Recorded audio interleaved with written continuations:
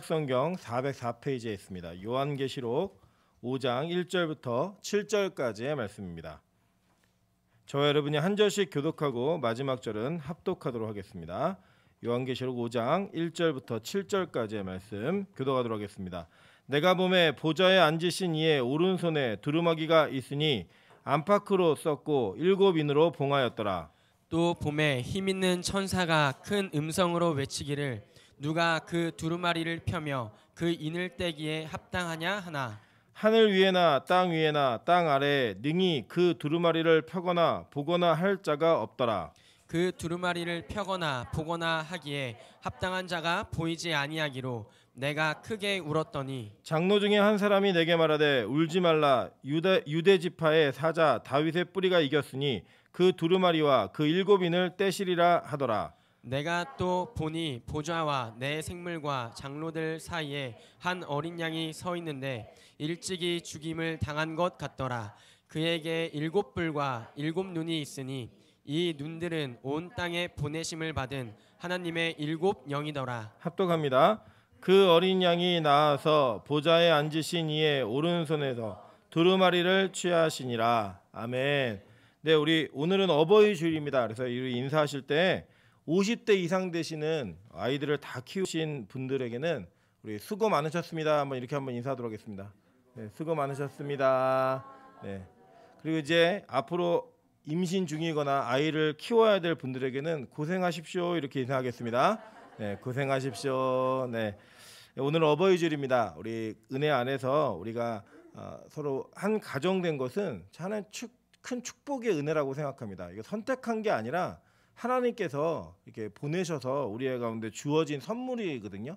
여러분에게 주어진 그 가정들이 은혜 가운데 참 기쁨이 있고 또 천국과 같은 그런 은혜를 누리시는 귀한 가정 되시기를 주님의 이름으로 축원합니다.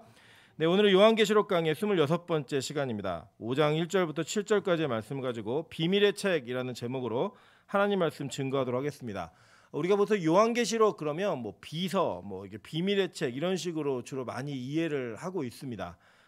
맞는 부분도 있지만 사실은 이 내용들은 우리가 하나님의 말씀을 온전하게 알고 있고 또 구약부터 신약까지 전체적인 구속사적인 내용들을 이해하고 있다면 요한계시록이 사실 그렇게 어려운 책은 아닙니다. 그럼에도 불구하고 우리 시대적 환경이라든지 어떤 성경에 대한 지식이 너무 부족한 삶 속에서 우리가 이 요한계시록을 이해하는 데 있어서 상당히 어려운 부분들은 분명히 존재합니다. 그러기에 이 요한계시록을 우리가 바라보면서 잊지 말아야 되고 중요하게 인식해야 될 것이 무엇이냐면 바로 이 말씀이 우리에게 무엇을 전달하고자 하는가 이것에 대한 것들을 잃지 않으셔야 됩니다. 사실 이 요한계시록은 편지입니다. 사도 요한이 7교회에게 썼던 편지이고 그 7교회는 그 시대 속에서 단지 7교회만을 얘기할 뿐 아니라 이 서신을 보는 모든 교회들, 즉 우리가 역사를 통틀어서 지금까지 내려오면서 하나님을 믿고 있는 모든 성도들에게 요한은 하나님의 말씀을 대언하여 이 편지를 썼습니다. 그리고 이 편지는 그 내용 속에 무엇을 전달하고자 하는 분명한 메시지가 담겨져 있는 것들을 우리는 정확하게 인식하고 있어야 된다고 하는 사실입니다. 그래서 오늘 이 전체적인 내용들을 좀 살펴보면 제가 간지에 이렇게 전체적인 내용들 지금 11장까지 도표를 한번 그려드렸는데 1장 1절부터 8절까지는 전체 서론에 대한 부분들을 얘기하고 있습니다. 그리고 1장 9절부터 3장까지는 여러분이 잘 아시다시피 전투하고 있는 지상의 교회, 즉 7교회들을 이야기하면서 그 7교회가 어떠한 특징과 역할들을 가지고 있는가라는 것들을 살펴보면서 우리의 모습이 7교회 전체 모습에 다 나타나 있다라고 하는 것들을 우리가 살펴보았습니다. 그리고 4장 5장에는 이 전투하는 지상의 교회가 어디로부터 근원되었는가 이것을 얘기해 주면서 천상의 교회, 즉 승리한 하늘의 교회가 이 지상 속에도 어떻게 구현되고 있는가, 그리고 그 교회, 하늘의 교회와 이 땅의 교회가 어떻게 일치하고 있는가를 성경은 쭉 이야기해 주면서 우리의 불완전함이 앞으로 그렇게 승리하는 모습으로 나아가게 될 것이다 라고 하는 것들을 정확하게 설명하고 있다는 거예요. 그러면서 오늘 여러분이 보시는 이 5장에서는 이 7인으로 봉하여졌던 이 책을, 두루마리를 정확하게 보여주면서 이 두루마리가 앞으로 어떤 내용들이 담겨져 있고 어떤 일을 하게 될 것인가를 6장에서부터 설명합니다. 그래서 6장에서는 1봉인부터 6번째 봉인까지 해제됨에 따라 어떤 일들이 벌어지는가 이것들을 이 사도 요한이 그대로 본 환상을 기록하고 있는 것들을 보게 됩니다.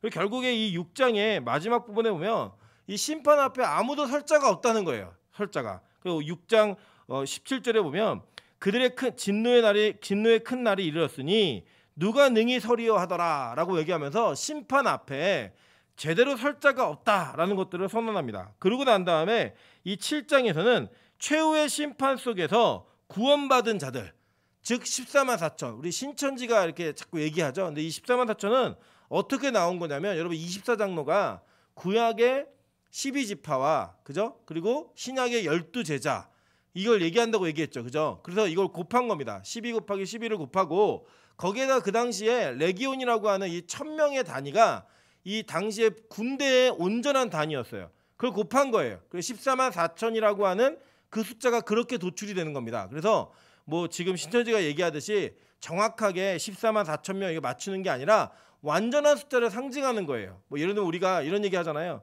너 자꾸 그렇게 잘못하면 10대 맞는다 이렇게 얘기하는 게 또 꼭 10대를 때리겠다라고 얘기하는 게 아니라 너 진짜 버릇이 고쳐질 때까지 때려줄 거야 라고 얘기하든지 너 엄마가 이거 하지 말라고 뭐 10번이나 얘기했지 이렇게 얘기하는 거는 따져보면 10번 얘기 안 하셨거든요. 그저 한 3번 4번 정도 얘기하셨는데 완벽하게 너한테 이해할 수 있도록 얘기했다라는 개념이에요. 그런 개념의 완전한 숫자의 그 개념에 구원받은 자들이 그 최후의 심판 속에서도 살아남는다, 구원받는다라고 하는 것들을 선언합니다. 그러고 난 다음에 8장에서 9장까지는 7 나팔을 부는 나팔의 심판이 어떻게 진행될 것인가를 얘기해주고 있고 10장에 가면 작은 두루마리를 먹는 요한이 나옵니다.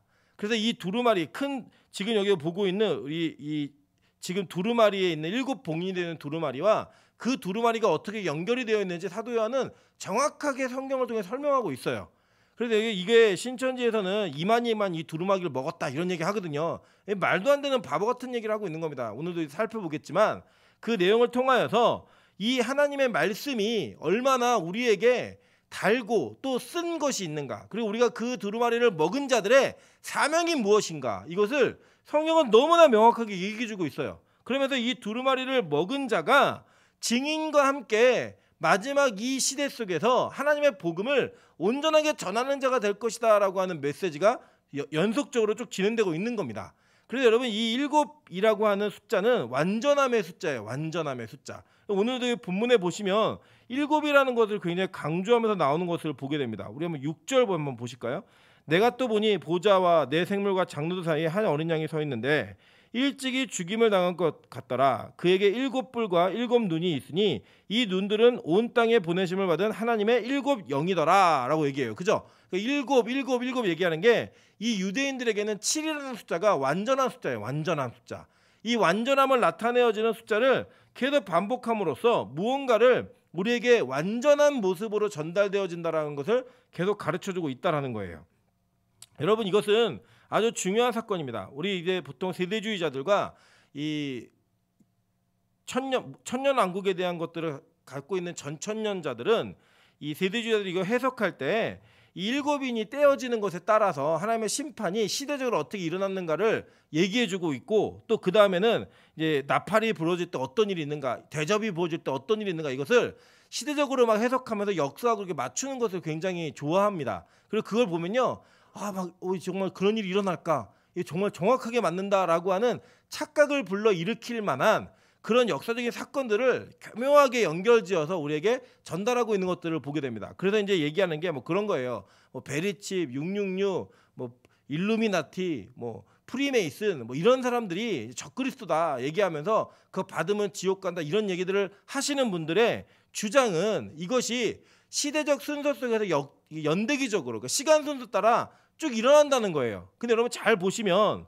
이 7인을 뗄 때에도 마지막 인을 뗄 때 최후의 심판이 나타나고 7 나팔을 불 때에도 마지막 나팔을 불 때 최후의 심판이 있고 7 대접일 때도 마지막 대접이 부어질 때 마지막 최후의 심판의 모습이 나타납니다. 그러니까 즉 그들의 말에 의하면 이 최후의 심판이 3번이 있는 거예요. 3번이. 근데 성경은 그걸 얘기하고 있는 게 아니에요. 이 사건을 통하여서 전체 복음이 이 시대 속에서 어떤 일을 하고 있는가를 정확하게 설명하고 있다라고 하는 것입니다. 이렇게 얘기하면은 잘 개념이 이해가 안 되실 거예요. 그런데 여러분 이게 설교 듣다 보시면 이 요한계시록이 이제 다음 주에는 우리가 일곱인에 대해서 살펴볼 텐데 이걸 말하는 거구나라는 것을 알 수 있는 그런 내용들의 해석들이 여러분에게 주어질 것이고 오늘은 이 내용이 도대체 뭘 의미하고 있는가를 큰 그림 속에서 좀 보도록 하겠습니다. 그건 뭐냐면요. 종말이에요. 종말. 여러분 그리스도인들은요. 이 땅을 영원한 세상으로 인식하지 않습니다. 우리에게는 종말이 있다라고 하는 것을 분명한 인식으로 삼고 그 종말을 기준으로 우리는 살아가는 존재들이라는 거예요. 근데 여러분 종말이라고 얘기하면 느낌이 어떠세요? 좀 이렇게 불안하거나 안 좋거나 두려움 이런 것들이 다가오는 게 맞아요. 그죠? 왜냐하면 여러분이 많은 종말에 관련된 재난 영화들 이거 보시면은 뭐 행성이 막 부딪혀가지고 지구가 망하고 뭐 땅에 지진이 있고 지구가 막 무너지면서 막 사람들이 막 죽고 뭐 이런 것들을 다 상상하시기 때문에 그 이미지가 만들어 놓은 인식이 여러분의 종말이라는 단어 자체가 굉장히 큰 어려움, 두려움으로 다가오는 경우가 상당히 많이 있습니다. 근데 여러분 한번 이렇게 생각해 거꾸로 한번 바꿔보시겠어요? 우리가 예를 들어서 우리 전체가 다 마라톤을 뛰는 거예요. 마라톤을 막 뛰는데 그 마라톤을 막 뛰면서 그 선수들이 끝까지 달릴 수 있는 이유가 뭐예요? 마지막 결승 고린점이 있다라는 그것 때문에 뛸 수 있는 겁니다. 그죠? 근데 그게 없어지면 여러분 못 뛰는 거예요. 제가 저희 집도 이제 둘째가 8월에 나오잖아요. 저희 첫째하고 좀 터울이 있습니다. 이제 첫째가 5살이고 둘째가 이제 태어나면 1살이니까 4살 터울인 거예요. 이제 5살쯤 되니까 좀 그래도 손이 덜 가요. 자기 혼자 할 수 있는 일이 많아지는데 좀 손이 덜 가는데 다시 둘째가 태어난다고 생각하니까 마라톤의 결승점까지 왔는데 다시 그거를 뛰어야 되는 그런 느낌이 좀 있어가지고 그냥 마음에 어려움이 있습니다. 우리 어버이날이어갖고 이제 부모님들께서 아이를 다 키워놓으신 분들은 그런 걱정이 좀 없으시잖아요. 근데 이 터울이 좀 길다 보니까 그런 좀 두려움이 있어요. 예, 또 뛰어야 되나 이런 생각들. 어떻게 그 일을 처음부터 다시 하지? 이런 두려움이 있습니다. 우리에게 만약에 고린 지점이 없다라고 한다면 여러분 뭔가 운동을 하든지 공부를 하든지 연습하든지 이거 참는 거 진짜 힘들어요. 여러분 남자들이 왜 군대를 참을 수 있는지 아십니까? 제대 날짜가 있기 때문이에요. 그 들어가는 날짜부터 언제 끝날지를 생각을 합니다. 그래서 여러분 생각해 보세요. 우리가 이 땅을 사는데 여러 가지 일들이 있어요. 뭐 행복한 일도 있고 좋은 일도 있고 여러 가지 일들이 있지만 분명한 사실은 우리가 나이가 들면 나 자신 하나를 챙기는 것도 굉장히 힘들어집니다. 그리고 우리 인생에 좋은 일만 있으면 참 좋겠는데 그렇지 않더라는 거예요.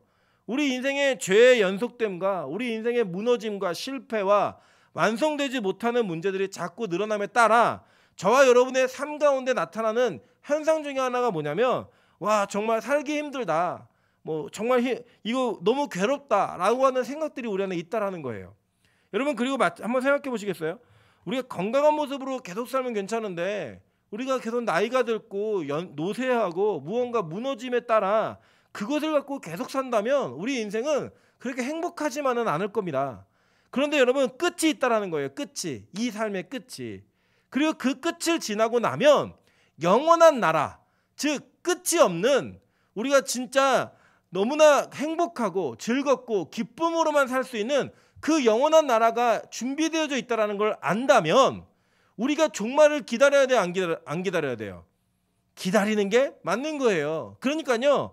믿음이 있고 영원한 나라인 천국을 믿는 자들과 그들 믿지 않는 자들의 종말에 대한 인식은 완벽하게 다른 개념입니다. 그들에게는 어떤 저주와 공포와 두려움, 끝남에 대한 인식에 대한 그 두려움이 그들을 엄습하고 있지만 진짜 믿음이 있고 영원한 하늘나라를 믿는 자들에게는 종말은 기다려지고 너무나 우리에게 기대가 되어지고 그날이 우리에게 속히 오기를 바라야 하는 그런 날이 된다는 거예요. 이해되시죠? 무슨 말인지. 그래서 이 종말이라는 개념은 우리에게 특별히 기독교인들에게는 아주 긍정적인 단어여야만 합니다. 그래서 이걸 인식을 바꾸셔야 돼요. 워낙 재난 영화를 많이 봐가지고 우리가 이 종말 그런 두려움이 있는데 그것으로만 돼야 되는 것이 아니라 이 종말은 우리 그리스도인들에게는 기다리고 기다리는 날이어야 되는 거예요. 여러분 우리가요. 그래서 신앙생활을 이렇게 쭉 살펴보면 구약의 성도들은 예수님이 오시는 날을 기다리며 살았습니다. 그죠? 그리고 신약의 성도들은 그 예수님께서 다시 오시는 날을 기다리며 사는 거예요. 그러면 보시잖아요. 구약의 백성들이 얼마나 메시아가 오시길 기다렸어요. 그 기다리는 기다림과 우리가 준하는, 아니 동일하고 더 크게 우리는 다시 오시는 그 예수를 기다리는 사명을 가지고 이 땅을 사는 존재들이라는 거예요. 그래서 그리스도인들은 종말에 대한 인식이 너무나 우리 안에 가득한 기쁨으로 나타나야 된다라고 성경은 얘기합니다. 그래서 이 종말은요, 우리 신약의 성도들만 얘기했던 게 아니에요. 구약의 성도도 얘기했다라는 겁니다. 우리 신명기 32장 29절에 이렇게 얘기합니다. 만일 그들이 지혜가 있어 이것을 깨달았으면 자기들의 종말을 분별하였으리라 라고 얘기합니다. 이게 어떤 장면이냐면, 모세가 이 가나안 땅에 들어가기 전에 이스라엘 백성들을 다 앉혀놓고 그가 설교를 합니다. 모압 평지에서. 이 세 편의 설교를 하면서 마지막 설교를 할 때 이스라엘 백성들에게 종말에 대한 인식을 가져야 한다. 너희가 지혜가 있으면 이 종말이 무엇인지를 깨닫고 그곳에서 은혜를 누릴 것이다 라고 얘기하는 그 장면의 설교가 있다라는 거예요. 이사야 46장 9절부터 13절에도 이사야 선지자는 동일하게 얘기합니다. 너희는 옛적 일을 기억하라. 나는 하나님이라. 나 외에 다른 이가 없느니라. 나는 하나님이라. 나 같은 이가 없느니라. 내가 시초부터 종말을 알리며 아직 이루지 아니한 일을 옛적부터 보이고 이르기를 나의 뜻이 설 것이니 내가 나의 모든 기뻐하는 것을 이루리라 하였노라. 내가 동쪽에서 사나운 날짐승을 부르며 먼 나라에서 나의 뜻을 이룰 사람을 부를 것이라. 내가 말하였은즉 반드시 이룰 것이요 계획하였은즉 반드시 시행하리라. 마음이 완악하여 공의에서 멀리 떠난 너희여 내게 들으라. 내가 나의 공의를 가깝게 할 것인즉 그것이 멀지 아니하나니 나의 구원이 지체하지 아니할 것이라. 내가 나의 영광인 이스라엘을 위하여 구원을 시온에 베풀리라 라고 얘기합니다. 그러니까 즉 이사야 선지자가 얘기했던 것은 그 당시에 압제당하고 있었고 압제당할 포로가 된 이스라엘 백성들의 역사 속에서 구원자가 나타난다라는 예언이 분명히 1차적 예언입니다. 그러나 동시에 이 예언을 통하여 우리 신약의 성도들에게 너희의 구원이 예수의 도래함, 진짜 왕의 도래함으로 말미암아 온전하게 이루어질 것이라고 하는 구약의 예언 중에 한 말씀이라는 거예요. 그래서 이제 2차 상징이라고 얘기하거든요. 하나의 이중적 의미가 담겨져 있는데, 우리가 이렇게 산을 보시면 가까운 산을 보다 보면 먼 산이 같이 눈에 들어오잖아요. 그죠? 초점은 흐리지만 그것처럼 가깝게 역사 속에 어떠한 특정한 사건이나 인물을 통하여 구원받게 되는 일들이 있습니다. 뭐 예를 들면 이사야가 얘기했던 것 중에는 고레스라고 하는 왕이 포로 시대를 끝낼 것이다라고 하는 1차적 예언이 있어요. 그 산을 먼저 보는 거예요. 그러고 나면 그 뒤에 뭐가 보여요? 예수로 말미암아 영원한 구원을 얻게 될 우리의 운명이 보이는 거예요. 우리가 이렇게 멀리 보는 것들이 같이 보이잖아요. 같이 보이듯이 이 한 예언 속에는 두 가지의 의미가 담겨져 있는 것을 보게 됩니다. 마찬가지입니다. 우리 더 명확하게 한번 보도록 할게요. 유다서 1장밖에 없어요. 유다서 14절 16절입니다. 아담의 7대손 에녹이 이 사람들에 대하여도 예언하여 이르되 보라 주께서 그 수만의 거룩한 자와 함께 임하셨나니 이는 무사람을 심판하사 모든 경건하지 않는 자가 경건하지 않게 행한 모든 경건하지 않은 일과 또 경건하지 않은 죄인들이 주를 거슬려한 모든 완악한 말로 말미암아 그들을 정죄하려 하심이라 하였느니라. 이 사람들은 원망하는 자며 불만을 토하는 자며 그 정욕대로 행하는 자라. 그 입으로 자랑하는 말을 하며 이익을 위하여 아첨하느니라 라고 얘기합니다. 여러분, 우리 인류가 최초로 창조되어질 때 그 시조가 누구예요? 아담이었죠. 그죠? 그리고 그 아담의 7대손, 그러니까 인류의 역사가 시작하는 초기에 이 에녹이라고 하는 사람이 예언을 했는데, 그 예언을 보면요 아주 특이합니다. 여기 시제를 보면 실제로 헬라어 시제도 어떻게 되어 있냐면 주께서 그 수만의 거룩한 자와 함께 임하셨나니라고 하는 과거형으로 되어 있어요. 그러니까 이게 뭐냐면 이 헬라 문법 중에는 미래에 반드시 일어날 일에 대해서 과거형으로 얘기하는 그런 문법이 있습니다. 그러니까 우리나라에도 있거든요. 뭐 예를 들면 이런 거죠. 우리가 예를 동네에서 축구를 하고 있는데 그 축구팀에 메시가 들어온 거예요. 그럼 우리가 뭐라 그래요? 야, 이 게임 끝났어. 이 얘기하죠. 그죠? 우리가 이미 이겼어. 야, 이거는 끝난 게임이야 라고 얘기하면서 우리 이겼어 라는 과거형으로 얘기해요. 왜냐하면 반드시 이루어질 일이기 때문에. 그걸 누가 봤느냐? 이 에녹이 이 계시 가운데 믿음으로 말미암아 이 땅의 종말이 어떻게 올지를 벌써 본 거예요. 그래서 그걸 예언한 겁니다. 그 예언을 누가 들었냐면 이 에녹의 아들인 무드셀라가 들었고 이 무드셀라의 후손인 노아가 들었어요. 그 예언을 듣고 그 예언 속에 심판날을 기대하고 심판날이 올 거라는 걸 믿으면서 방조지며 산 거예요. 그게 바로 구약시대의 백성들이 살아갔던 방식입니다. 이렇듯 이 구약의 성도들에게도 종말에 대한 인식이 분명히 있었어요. 마지막 때가 있고 그 마지막 때에 어떤 일이 벌어질 거다라고 하는 정확한 인식 속에 그들은 우리와 동일한 믿음을 고백했던 구약의 성도들인 것입니다. 여러분, 이것은 무엇을 의미하냐면 이 구약의 백성들과 동일한 믿음이 신약의 백성들에게 있어야지만 우리도 그들과 함께 구원받는 그 은혜를 경험할 수 있다는 거예요. 여러분, 성경은요, 그리고 특히 예수님은 구약의 두 가지 사건을 정확하게 명시함으로써 종말이 반드시 있고 그 두 가지 사건이 이 종말의 예시가 되어진다라고 우리에게 가르침을 분명히 주셨습니다. 첫 번째 그 사건이 뭐냐면요, 바로 노아의 홍수 사건이에요. 여러분, 이 내용들을 좀 보도록 할게요.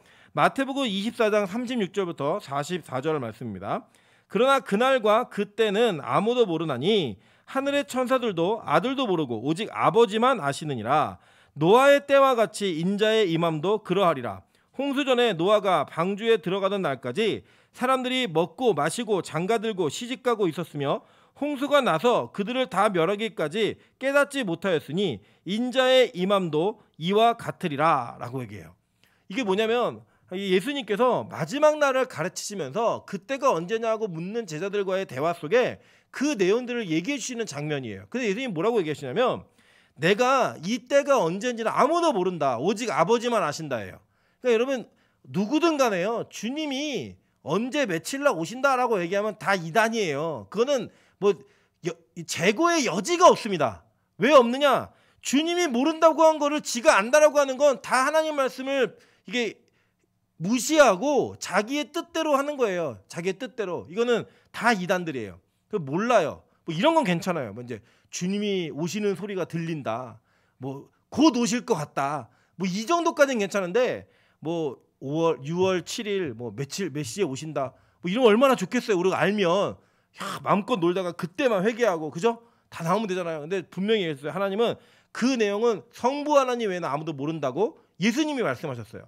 그리고 난 다음에 얘기가 뭐냐면 노아의 방주 그리고 그 노아의 홍수날에 사람들이 어떻게 살았는가를 얘기하고 있어요. 그 내용이 뭐냐 이런 거예요. 그리고 홍수 전에 노아가 방주에 들어가던 날까지 사람들이 먹고 마시고 장가들고 시집가고 있었으며 이렇게 얘기해요. 실제로 노아가 방주에 들어가고 일주일 동안 아무 일도 일어나지 않았습니다. 그 방주문이 닫힌 후 일주일 후부터 비가 내리기 시작했어요. 그때까지 몰랐어요. 사람들은요. 그 심판이 있을지 다 죽을지 몰랐다라는 거예요. 그 몰랐던 그 삶이 지금 여러분과 우리 삶 속에도 그대로 있다라는 거예요. 여러분, 우리 예수 믿는 사람들도요, 종말에 대한 이야기를 듣는 것을 굉장히 불편해합니다. 심지어는 이 교회가, 한국 교회가 이 종말에 대한 이야기하는 것을요 굉장히 어려워하고 거리게 합니다. 이유는 뭐냐면 두 가지 원인이 있어요. 첫째는 참 안 좋은 건데 이런 잘못된 종말론을 퍼뜨렸던 많은 이단들에 의해서 종말에 대한 이미지, 그러니까 종말을 얘기하는 교회가 이상한 교회가 아닌가라는 의구심을 갖게 하는 그러한 잘못된 이미지가 이렇게 사로잡혀 있어요. 그게 뭐냐면 이게 마귀의 계략이에요. 그렇게 함으로 말미암아 말하지 못하게 하려고. 두 번째는 뭐가 있느냐? 이제 교회가 이 종말을 얘기하기 시작하면 이 세속의 삶이 얼마나 가치가 없고 우리가 정말 추구해야 되는 삶이 무엇인지를 가르쳐야 되는데 교인들의 니즈, 필요가 그게 아니에요.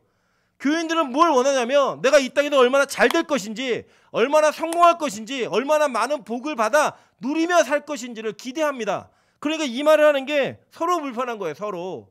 그리고 그렇게 살지 않기 때문에 그 불편함이 이 강단에서의 메시지로 변환되어지지 않는 겁니다. 그러니까 여러분 명심하십시오. 우리가 어떻게 인식하고 있건 우리가 어떠한 가치를 부여하건 종말은 반드시 있습니다.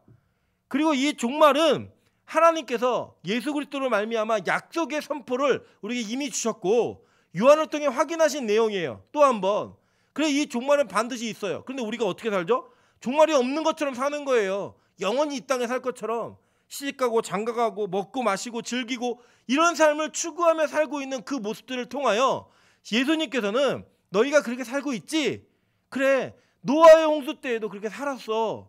그런데 어느 날 갑자기 하루아침에 그들이 멸절되었다라는 것들을 예시로 들면서 우리가 그러한 삶 속에서 종말을 맞이하게 될 거라는 것을 얘기하고 있는 거예요. 그러니까요, 여러분, 아마 이 시대가 왜 종말을 얘기하지 않아? 라는 그런 마음을 갖기 이전에 사람들이 그것에 관심이 없고 이 땅이 영원한 것처럼 사는 것처럼 느껴지게 사는 그 모습을 보면서 와, 진짜 종말이 있구나라고 인식하시면 되는 거예요. 왜요? 예수님 말씀이 그대로 이루어지고 있으니까.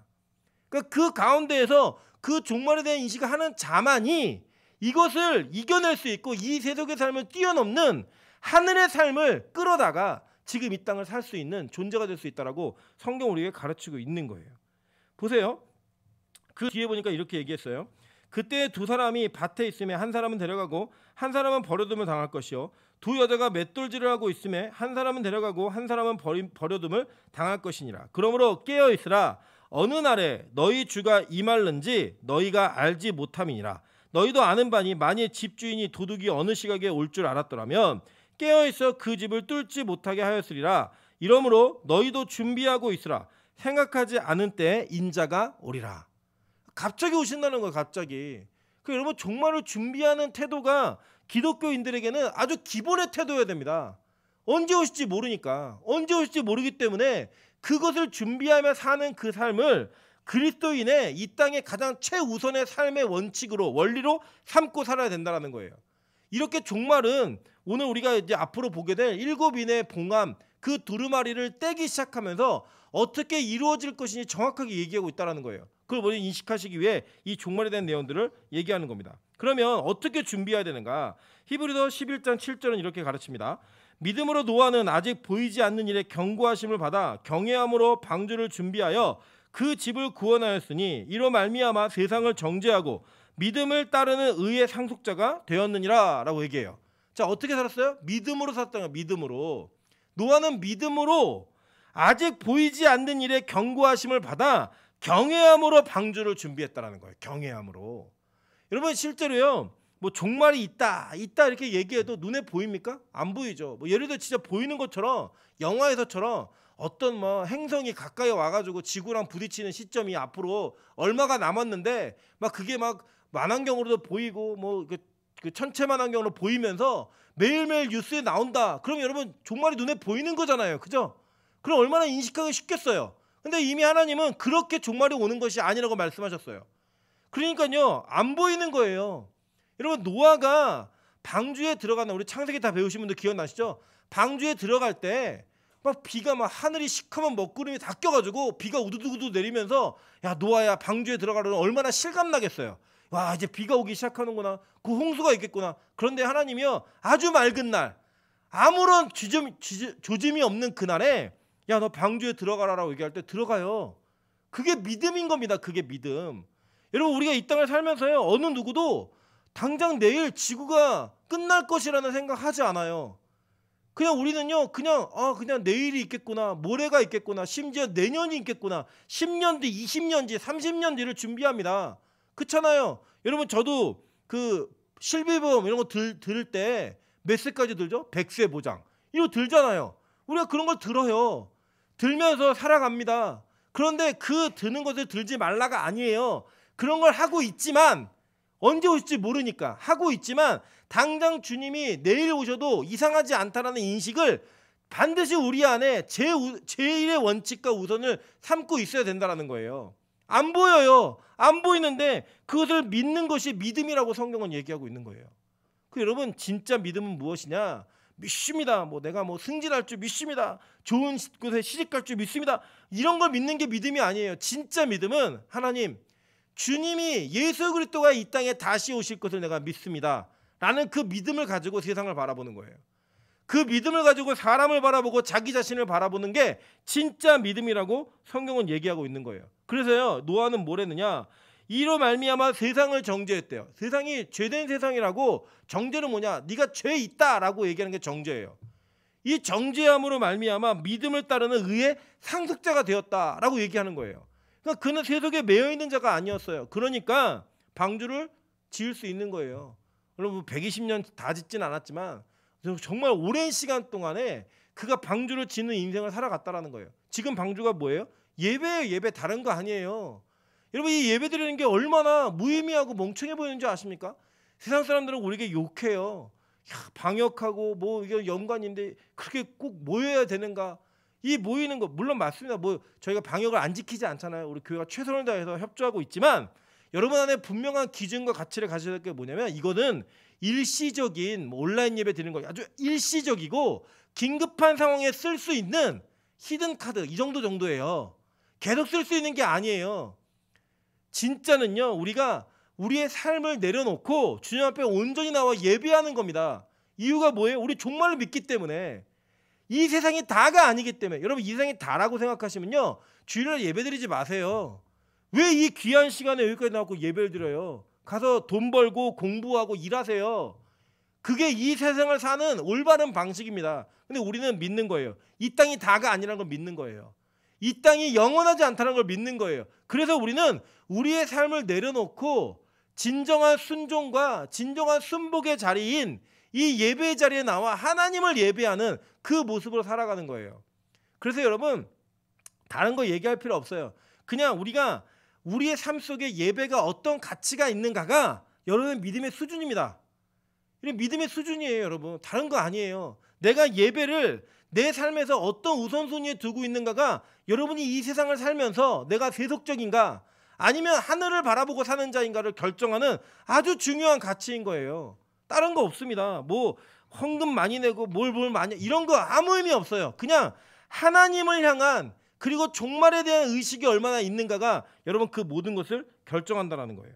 그럼 보세요. 베드로전서 3장 20절에 보면 이 사건을 이렇게 해석합니다. 그들은 전에 노아의 날 방주를 준비하던 동안 하나님이 오래 참고 기다리실 때 복종하지 아니하던 자들이라. 방주에서 물로 말미암아 구원을 얻은 자가 몇 명뿐이니 겨우 8명이라 라고 얘기해요. 여러분 이게 뭐냐면 믿음 있는 자가 이렇게 찾기 힘들다라는 거예요. 믿음 있는 자가 이렇게 보기 힘들다라는 거예요. 저는 우리 빛과 소금이 이렇게 8명 안에 들어가시는 인원을 되시기를 주님의 이름으로 축원합니다. 여러분 이게 그냥 8명을 얘기하는 게 아니에요. 여기 보면요. 이게 나중에 여기 베드로서 2장 5절 있네요. 7번 한번 보실게요. 옛 세상을 용서하지 아니하시고 오직 의를 전파하는 노아와 그 7 식구를 보존하시고 경건하지 아니한 자들의 세상에 홍수를 내리셨으며 라고 얘기하죠. 자 이걸 보면요 좀 달라요. 베드로 전서에서는 8명이라고 표현했는데 후서에서는 노아하고 7명을 분리해서 얘기하고 있죠. 그죠? 자 분리해서 얘기하고 있는데 이게 아주 재밌는 거예요. 왜냐하면 이 구약에서 구원의 원리 즉 종말의 모형이 되는 사건이 2가지였는데 그 중에 하나가 노아 사건이라고 그랬죠. 그죠? 근데 이 노아 홍수에는 보시면 노아가 이 계시를 받고 노아가 방주를 지을 때 이 노아의 방주 짓는 것들을 아들과 며느리들이 도와요. 그죠? 그리고 나중에 이 방주에 탈 때 노아가 타고 그 다음에 이 아들들과 자부들, 며느리들과 아내가 타요. 그래서 7명이 타는 거예요. 자 보시면 이 아내하고 아들들과 며느리들은 하나님의 계시를 받은 적이 있어요, 없어요? 없어요. 그런데 누구에게 속하여 구원받은 거죠? 노아에게 속하여 구원받은 거예요. 우리 보통 이것을 잘못 이해하시면 야 우리 집에서 아버지 한 분만 신앙생활 잘하면 우리 집안 다 구원받겠구나 이렇게 이해하시는데 그런 거 아니에요. 구원의 원리를 설명하는 거예요. 우리는 우리 자신이 구원받는 존재가 아니라 우리는 예수에게 속하여 구원받는 존재가 된다는 것을 구약에서는 모형으로 보여주고 있는데 그 첫 번째 모형이 바로 이 노아고 이 노아에게 속한 7명 7 뭐예요? 완전한 숫자. 그러니까 구원받기로 작정되어진 완전한 숫자가 이 노아로 말미암아 구원받게 된다는 것을 얘기하고 있는 거예요. 이해되시죠? 무슨 말인지. 구원의 원리를 설명하는 거예요.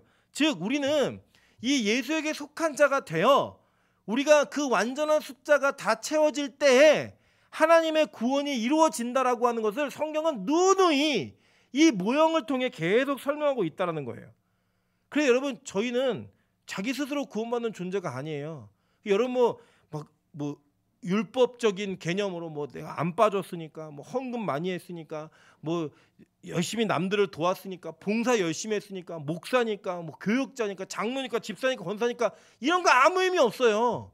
오직 우리는 예수에게 속한 자인가 아닌가 그 예수를 기다리는 자인가 아닌가 이거를 통해 구원의 문제가 결정되는 거예요. 구원의 문제가. 성경 오늘 그것을 가르치고 있다는 거예요. 또 한 가지 예를 듭니다.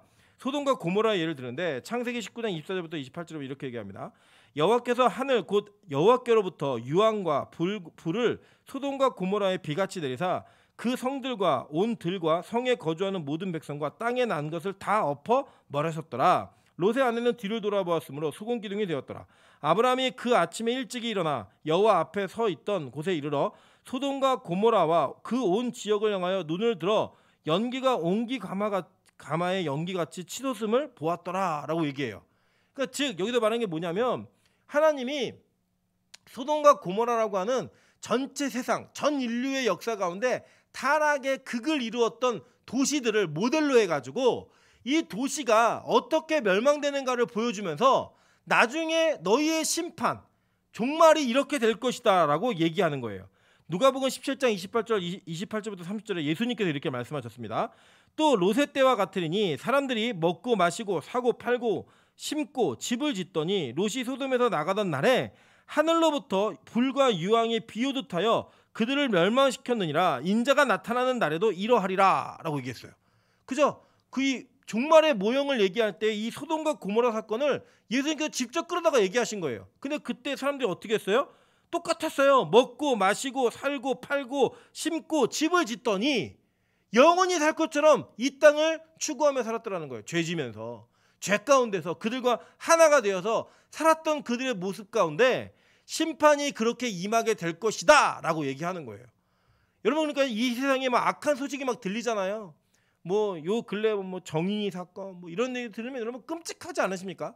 그런 얘기를 들으실 때마다 와 진짜 종말이 있겠구나 라고 보는 거예요. 여러분, 이 시대 속에서요 이런 일들은 계속 있어 왔습니다. 다만 지금은 뭐 인터넷 뉴스 이런 게 빨리빨리 전달이 되니까 소문이 금방 날 뿐이지 예전에도 이런 사건들이 비일비재하게 분명히 있었을 거예요. 그 있었던 사건들을 보면서 모두가 인식하는 거예요. 와, 종말이 진짜 있구나. 그렇게 살았구나. 여러분, 혹시 이 폼페이 대전이라고 하는 그 화산 폭발로 인해 갑자기 도시가 멸망하게 된 그 화석들, 남은 것들 여러분 그 구경하신 적 있으십니까? 가서 보시면요 그 시대가 얼마나 음란했고 그 시대가 얼마나 죄악에 찌들어 있었는지를 그냥 눈으로 볼 수 있어요. 눈으로. 근데 그렇게 멸망하듯 샘플로 하나님 보여주신 원형적 사건이 뭐냐? 바로 소돔과 고모라의 사건인 거예요. 여러분, 이 시대가요 소돔과 고모라보다 더 좋다라고 얘기하기 힘듭니다. 이미 그 시대에 그런 일이 있었던 것처럼 이 시대가 계속 그렇게 갈 거예요. 그 제가 한번 일전에 말씀드린 있잖아요. 뭐 동성애 뭐 반대하자 뭐 이런 저 그렇게 하시는 분들을 존중합니다. 대단하다고 생각합니다. 그러나 여러분 그렇게 해서 우리가 그 물줄기를 돌릴 수 없어요. 왜냐하면 성경이 그렇게 얘기했어요. 그 일이 일어나야지만 그렇게 살아야지만 분명히 뭐가 있어요? 심판과 종말이 있는 거예요. 그리고 우리는 그 가운데에서 그들과 연합되지 않고 그들과 한통속이 되지 않고 주님과 연합이 되어서 사는 존재로 살아가는 거예요. 그래서 그 시대의 의인을 소돔과 고모라의 의인을 성경은 뭐라고 얘기하는지 아십니까? 보세요. 먼저 저기 볼게요. 12번부터 먼저 볼게요. 창세기 19장부터. 하나님이 그 지역의 성을 멸하실 때 곧 롯이 거주하는 성을 엎으실 때 하나님이 아브라함을 생각하사 롯을 그 엎으시는 중에서 내보내셨더라라고 얘기해요. 여기도 보니까 와 아브라함 때문에 롯이 구원받았네 이렇게 이해하실 수 있죠. 그죠? 그래서 누군가 중보를 열심히 하면 구원받았다. 그거 아니에요. 똑같은 거 보여주는 거예요. 아브라함이 그 전 18장에서 뭐 얘기했죠? 하나님한테 중보하잖아요. 여호와 하나님께 중보를 어떻게 했냐면 하나님 그 성에 의인이 50명 있으면 그래도 멸하실 거예요? 아니야 50명 있으면 멸 안 할게. 그럼 40명은요 35명은요 이렇게 해서 10명까지 줄였어요. 그죠? 그래서 줄이는 중보를 통해 구원받는 자가 누구였어요? 롯이었다고요. 오히려 유일한 중보자가 누구예요? 예수 그리스도. 그 예수 그리스도의 중보를 통해 우리가 구원받는 자가 되는 거예요. 그걸 설명하기 위해 이 아브라함의 기도를 통해 하나님이 롯을 구원하신 것처럼 이야기하고 있다는 거예요. 성경은. 이 구원의 원리가 있습니다. 그럼에도 불구하고요. 베드로서 2장 7절부터 8절에 이 그 당시의 의인이었던 롯의 모습이 어땠는가를 성경은 설명해요. 무업한 자들의 음란함. 이 음란한 단어가 헬라어로는 아셀게아라는 단어인데 방탕, 방종, 무절제예요. 모절제가 아니고 무절제, 호색, 뻔뻔스러운 오만 뭐 이런 단어예요. 이 음란한 행실로 말미암아 고통당하는 의로운 롯을 건지셨으니 이는 이 의인이 그들 중에 거하며 날마다 저 불법한 행실을 보고 들으므로 그 의로운 심령이 상함이라 라고 얘기했어요. 여러분 이게 뭘 얘기하는 거냐면요, 우리가 이 땅을 살면서 막 그런 일들에 막 반대 운동 안 하고 이런 게 믿음 없는 게 아니라 그걸 보면서 우리의 의로운 심령이 상해야 되는 거예요. 고통을 당해야 되는 거예요. 아, 당연하구나, 나도 저렇게 살아야겠다가 아니라 그런 고통을 당하는 것을 보고 성경은 그걸 뭐라고 얘기하냐면 그게 의인의 삶이었다고 얘기하는 거예요. 구원받는 자의 삶이었다라고. 그러니까 뭐예요? 시대의 조류, 이 시대가 어떻게 끌려져 가는가에 그대로 우리가 순응하며 사는 게 아니라 이게 하나님 말씀대로 가는 것인가 아닌가를 바라보면서 애통하는 심령을 갖는 거예요. 아픈 마음을 갖는 거예요. 그 마음을 가지면서 살아가는 것, 그게 바로 의인의 삶이었다라고 성경은 우리에게 가르친다라는 거예요. 그래서 성경은요 동일하게 얘기합니다. 이 소돔과 고모라의 사건도 실제로 하나님이 약속하신, 그리고 하나님이 얘기하고 가르치고 계신 그 가르침의 언약 속에 이 종말의 모습의 본이었다라고 얘기하고 있어요. 10번 한번 볼게요. 베드로서 2장 6절입니다. 소돔과 고모라 성을 멸하시기로 정하여 제가 되게 하사 후세에 경건하지 아니한 자들에게 본을 삼으셨으며, 이 본이란 단어가 헬라어로는 휘포데이그마예요. 이게 전시, 견본, 경고물, 사본 이런 뜻이거든요. 이게 삼아가지고 그 사건을 보고 정신 차리라는 거예요. 깨달으라는 거예요. 절대로 같은 자가 되지 말라는 거예요. 유다서 1장 7절부터 8절에도 이렇게 얘기합니다. 소돔과 고모라와 그 이웃 도시들도 그들과 같이 행동으로 음란하여 다른 육체를 따라가다가 영원한 불의 형벌을 받음으로 거울이 되었느니라. 이 거울이 헬라어로도 데이그마예요. 견본, 예, 보여짐. 동일한 뜻이에요. 이 견본이 되었다라고 하면서 그러한데 꿈꾸는 이 사람들도 그와 같이 육체를 더럽히며 권위를 업신여기며 영광을 비방하는도다 라고 얘기해요. 그러니까 조롱하는 거예요. 예수님을 믿지 않는 자들은, 믿음이 없는 자들은 야 무슨 종말이 있어, 지금 니들이 종말이다 이러면서 우리를 조롱하고 부인하는 거예요. 종말을 믿는 자들을 멸시하고 그렇게 믿고 사는 자들이 얼마나 미련한 것인가를 증명하기 위해 수단과 방법을 가리지 않고 노력하는 거예요. 그래 얘기하는 게 아닙니까? 뭐 돈 없지, 가난하지, 뭐 너네 병 걸렸지, 할 힘도 없지, 무슨 의미가 있어? 아마 그럴 거예요. 이 좁은 데 모여서 도대체 뭐하니 이날? 이 좋은 날씨 좋고 놀러가기 좋은 날 너 뭐하고 앉아있는 거니? 우리 여기 보면요, 우리 사모님 두 분이 이제 임산부잖아요. 배 이렇게 나와가지고 집에서 쉬기도 바쁜데 나와 예배하고 뭐하는 짓이니? 이렇게 얘기를 다들 하는 거예요. 다 말하는 거예요. 그렇게 말하면서 우리에게 얘기하는 게 뭐냐면 너희들 제발 그냥 평범하게 살아. 세상과 동일하게 살아.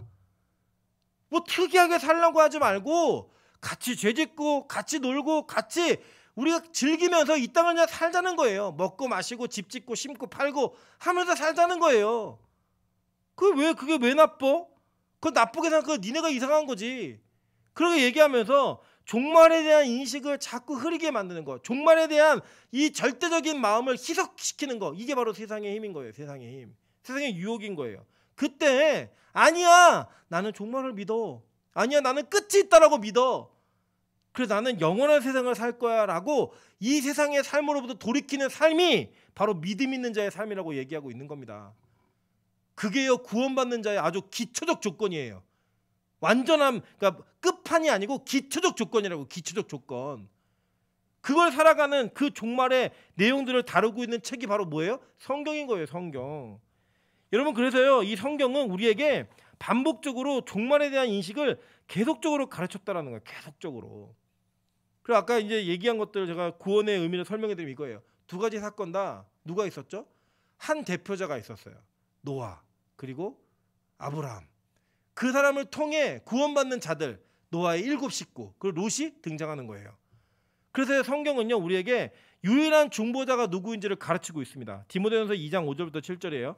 하나님은 한 분이시요 또 하나님과 14번입니다. 하나님은 한 분이시요 또 하나님과 사람 사이의 중보자도 한 분이시니 곧 사람이신 그리스도 예수라 라고 얘기하는 거예요.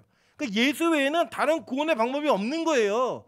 예수 외에는 구원의 방편과 방도가 존재하지 않습니다. 근데 우리는 뭘 믿어요? 돈을 믿고요, 대학교를 믿고 학벌을 믿고 나의 환경을 믿고 내가 가지고 있는 것이 무엇인지를 믿는 거예요. 그게 내가 구원받을 수 있는 조건이라고 우리 생각하는 거예요. 여러분 저는요 뭐 예수 믿는 사람이 다 가난하게 살았는데 이렇게 절대 생각하지 않습니다. 돈 많이 버세요. 좋은 위치까지 많이 가세요. 여러분 성공할 수 있을 만큼 성공하세요. 그러나 여러분 그게 구원의 방편이 아니라 여러분은 그것을, 그 모든 것을 여러분이 구원받을 수 있는 유일한 예수 그리스도를 증명하는데 사용하는 것으로 쓰셔야 되는 겁니다. 뭔지 이해되시죠? 돈을 많이 벌었다. 많이 버세요. 번 거 갖고 뭐 하셔야 돼요? 물질로 교회와 사람들을 섬기며 예수만이 유일한 소망입니다를 얘기해야 되는 거예요.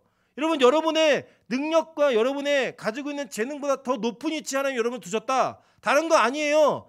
그게 자랑이 아니라 하나님, 이 유일하신 소망이신 예수 그리스도가 나를 여기까지 인도하셨습니다.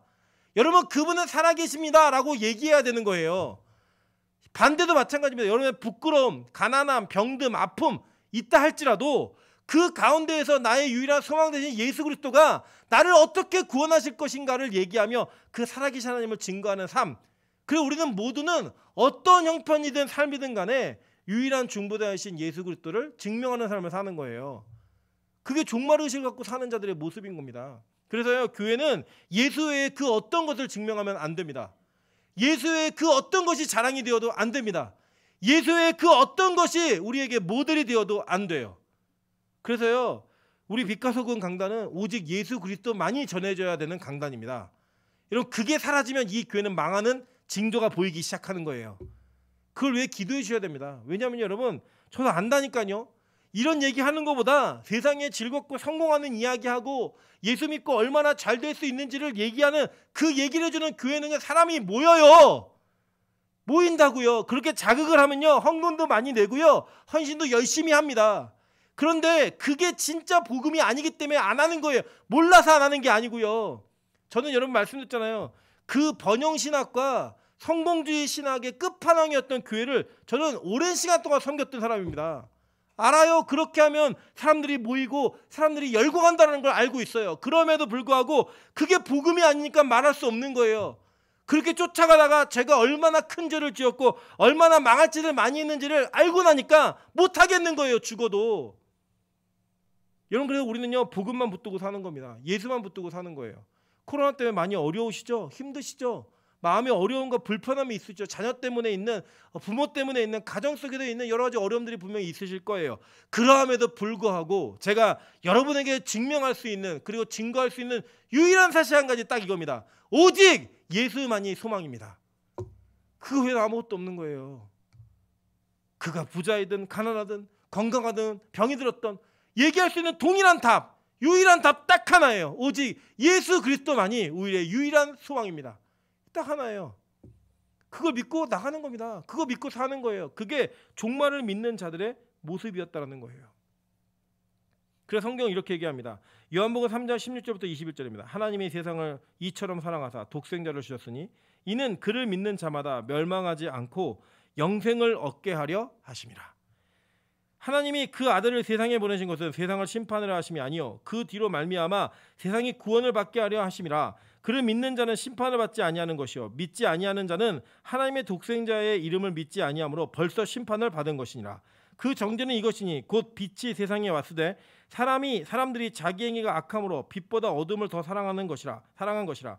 악을 행하는 자마다 빛을 미워하여 빛으로 오지 아니하나니 이는 그 행위가 드러날까 하며 진리를 따르는 자는 빛으로 오나니 이는 그 행위가 하나님 안에서 행한 것임을 나타내려 함이라 하시니라. 아멘. 이거 믿고 사는 거예요. 그래 우리가 예배 가운데 나오는 겁니다. 그리고 예수 그리스도를 붙들며 사는 거예요. 그 사는 게 우리의 모습인 겁니다. 여러분, 그래서 이것을 증명하기 위해, 그리고 이 종말이 있다는 것을 확실하게 선언하기 위하여서 이 요한계시록의 사도 요한은 이 두루마리의 환상을 보고 이 두루마리의 환상을 통해 그 안에 적혀지는 내용들로 말미암아 어떠한 심판이 오게 되는지, 어떠한 복음의 내용들이 담겨져 있는지를 얘기하고 있는 거예요. 그래서 오늘 그 봉인에 대한 봉인되어진 두루마리를 얘기하는 겁니다. 여기 봉인된 두루마리가 보니까요, 안팎으로 써 있고 7인으로 봉해져 있었어요. 그죠? 7인으로 봉해져 있다는 거는 완벽한, 즉 이 시대에는요, 진짜 고대에는 왕의 그 두루마리, 왕의 조서가 쓰는 두루마리는 7인에 봉인을 했어요. 완벽한 봉인을 했고요. 7 증인이 있다는 뜻이에요. 그래서 그것을 보냄으로 말미암아 그 왕의 교지가 어떤 이의 다른 뜻이 들어가지 않도록 완벽하게 봉인을 했습니다. 즉, 이 계시가 봉인되어졌다는 뜻은 너네 알면 안 돼 이게 아니라 하나님께서 꼭 봐야 될 자들, 반드시 깨달아야 될 자들에게 전달하기 위해 이 땅에 누구나 다 아는 것이 아니라 빛에 있는 자들, 예수에게 오는 자들만이 알 수 있게 이것을 봉인해 놓으셨다는 거예요. 그리고 그 증거를 좀 대어드릴게요. 다니엘서 12장 1절부터 4절 그리고 9절입니다. 그때 내 민족을 호위하는 큰 군주 미가엘이 일어날 것이요 또 환란이 있으리니 이는 개국 이래로 그때까지 없던 환란일 것이며 그때 내 백성 중에 책에 기록된 모든 자가 구원을 받을 것이라. 땅의 티끌 가운데 자는 자 중에서 많은 사람이 깨어나 영생을 받는 자도 있겠고 수치를 당하여 영원히 부끄러움을 당할 자도 있을 것이며. 이게 종말에 대한 내용이죠, 그죠? 그리고 뒤에 보세요. 지혜 있는 자는 궁창의 빛과 같이 빛날 것이요 많은 사람을 옳은 대로 인도한 자는 별과 같이 영원토록 빛나리라 라고 얘기했어요. 그러고 나서 다니엘아 이 마지막 때까지 이 말을 간수하고 이 글을 봉함하라. 봉인을 찍으라는 거예요. 봉인해라. 많은 사람이 빨리 왕래하며 지식이 더하리라 라고 얘기했어요. 9절에도 동일하게 얘기해요. 그가 이르되 다니엘아 갈지어다 이 말은 마지막 때까지 간수하고 봉함할 것임이니라 라고 얘기해요. 즉 이 봉함이 언제까지 되는 거냐면 복음으로 말미암아 예수 그리스도로 말미암아 이 봉함을 여는 그 은혜가 있을 때까지 깨달을 자들만 깨달으면서 계속 내려가라는 거예요. 그리고 예수가 오시면 이 계시가 다 어떻게 되는 거예요? 열리는 거예요, 다. 오늘도 이 본문 읽어보시면 이거예요. 이 봉함을 열 자가 없어서 막 울고 있으니까 한 장로가 뭐라고 얘기해요? 야 울지 마. 유다 지파, 유대 지파의 사자 다윗의 뿌리가 이겼으니 예수 그리스도가 이겼으니까 그분이 그거 다 열어줄 거니까 걱정하지 마. 이 얘기 하는 거예요, 이 얘기. 그때까지 쭉 오는 거예요. 봉함되어 상태로 온 거예요. 깨달을 사람만 깨닫고 오는 거예요, 계속. 그리고 이거 누가 연다고? 예수가 열무로 말미암아 이 계시가 열리는 거예요. 그리고 지금 열렸어요, 안 열렸어요? 열린 거예요, 이미.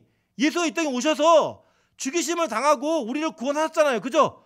여신 거예요, 이미. 그러니까 이거를 뭐 이만희만 열 수 있다, 특정한 자만 열 수 있다, 이거 다 거짓말이에요.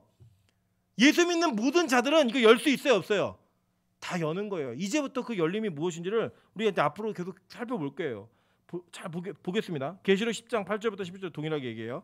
하늘에서 나서 내게 들리던 음성이 또 내게 말하 이르되 내가 가서 바다와 땅을 밟고 서 있는 천사의 손에 펴 놓은 두루마리를 가지라 하기로 내가 천사에게 나아가 작은 두루마리를 달라 한즉 천사가 이르되 갖다 먹어버리라. 내 배에는 쓰나 내 입에는 꿀같이 달리라거늘 내가 천사의 손에서 작은 두루마리를 갖다 먹어버리니 내 입에 꿀같이 다나 먹은 후에 내 배에서는 쓰게 되더라. 그가 내게 말하기를 내가 많은 백성과 나라와 방언과 임금에게 다시 예언하여야 하리라 하더라 라고 얘기했어요. 이게 누구예요? 사도 요한이 경험한 거예요. 근데 여러분 이게요 구약에 동일하게 나타나는 내용들이 있어요. 여러분 잘 볼게요. 먼저는 로마서 16장 25절부터 27절입니다. 나의 복음과 예수 그리스도를 전파함은 영세전부터 감추었다가 이제는 뭐가 됐대요? 나타나신 바 되었으니 라고 얘기해요. 그죠? 나타나신 바 되었대요. 뭐가요? 예수 그리스도가. 즉 그 봉함되어진 계시의 비밀이 이제는 나타나게 된 거예요. 예수 때문에. 그래서 이젠 더 이상 이 예수 그리스도가 메시아다, 다시 오시는 하나님이시다라는 게 비밀이 아니에요. 비밀이 아니라고요. 이거는 이제 봉함이 끝난 거예요. 열렸어요. 보세요. 그 뒤에 보면 영원하신 하나님의 명을 따라 선지자들의 글로 말미암아 모든 민족이 믿어 순종하게 하시려고 알게 하신 바 그 신비의 계시를 따라 된 것이니 이 복음으로 너희를 능히 견고하게 하실 지혜로우신 하나님께 예수 그리스도로 말미암아 영광이 세세 무궁토록 있을지어다. 아멘. 네, 있는 거예요. 그냥 이거를 여러분 구약에서부터 좀 살펴보면 이거 보세요. 에스겔 2장 1절부터 4절 9절부터 10절입니다. 그가 내게 이르시되 인자야 내 발로 일어나라 내가 내게 말하리라 하시며 그가 내게 말씀하실 때 그 영이 내게 임하사 나를 일으켜 내 발로 세우시기로 내가 그 말씀하시는 자의 소리를 들으니 내게 이르시되 인자야 내가 너를 이스라엘 자손 곧 패역한 백성 나를 배반하는 자에게 보내노라. 그들과 그 조상들이 내게 범죄하여 오늘까지 이르렀나니 이 자손은 얼굴이 뻔뻔하고 마음이 굳은 자니라. 내가 너를 그들에게로 보내노니 너는 그들에게 이르기를 주 여호와의 말씀이 이러하시다 하라. 그들은 패역한 족속이라 그들이 듣든지 아니 듣든지 그들 가운데 선지자가 있음을 알지니라 라고 얘기했어요. 9절 10절에 그 내용이 이어져서 이렇게 얘기합니다. 내가 보니 보라 한 손이 나를 향하여 펴지고 보라 그 안에 두루마리 책이 있더라. 그가 그것을 내 앞에 펴시니 그 안팎에 글이 있는데 그 위에 애가와 애곡과 재앙의 말이 기록되었더라라고 얘기해요. 즉 이 사도 요한이 5장에서 보았던 이 두루마리 1절에 보면 오른손에 두루마리가 있으니 안팎으로 썩고라고 이게 똑같죠. 동일하죠. 그죠? 이걸 이미 에스겔도 본 거예요. 에스겔 3장 1절부터 4절에 동일하게 얘기합니다. 또 그가 내게 이르시되 인자야 너는 발견한 것을 먹으라. 너는 이 두루마리를 먹고 가서 이스라엘 족속에게 말하라 하시기로 내가 입을 벌리니 그가 그 두루마리를 내게 먹이시며 내게 이르시되 인자야 내가 내게 주는 이 두루마리를 내 배에 넣으며 내 창자에 채우라 하시기에 내가 먹으니 그것이 내 입에 달기가 꿀 같더라. 그가 또 내게 이르시되 인자야 이스라엘 족속에게 가서 내 말로 그들에게 구하라 라고 얘기했어요. 그러니까 여러분 이 에스겔도 먹었죠 이미 두루마리를. 그죠? 이게 뭐예요? 복음인 거예요. 복음. 이 전체 복음인 거예요. 즉 저와 여러분도 이 복음의 내용을 알고 믿으면 뭘 먹은 자예요? 두루마리를 먹은 자가 되는 거예요. 그리고 그들의 사명은 뭐예요? 요한에게는 뭘 얘기했어요? 너 다시 예언해라 라고 얘기했고 에스겔에는 그들이 듣든지 아니 듣든지 내 말씀을 가서 전해라 라고 얘기했어요. 그죠? 즉 이 비밀의 책은 더 이상 비밀의 책이 아니라 이 책을 먹은 자들은 예수 그리스도의 다시 오심 지금 저와 여러분에게 적용한다면 우리가 이 두루마리를 먹고 나아가서 뭐 해야 되는 거예요? 이 세상 사람들이 믿든지 아니 듣든지 그들이 믿든지 안 믿든지 듣든지 아니 듣든지 우리는 이 복음을 전하는 삶을 살아야 되는 거예요. 이 복음을 전하는 그 모습으로 살아가야 되는 거예요. 종말을 믿는 그 모습 속에 그게 믿음이라고 성경이 우리에게 계속 가르치고 있는 거예요. 계속. 우리에게 전도의 영이 없다. 전도의 마음이 없다. 전도의 열정이 안 생긴다. 다른 거 다 차치하고요. 딱 하나예요. 그냥 우리가 종말을 제대로 믿지 않는 거예요. 그리고 우리 속에서 복음이 나타나지 않는 거예요. 복음이 선포되지 않는 거예요. 이거 말하면 이상하게 생각하기 나를? 왜 이상해요? 진짜 사실을 믿는데.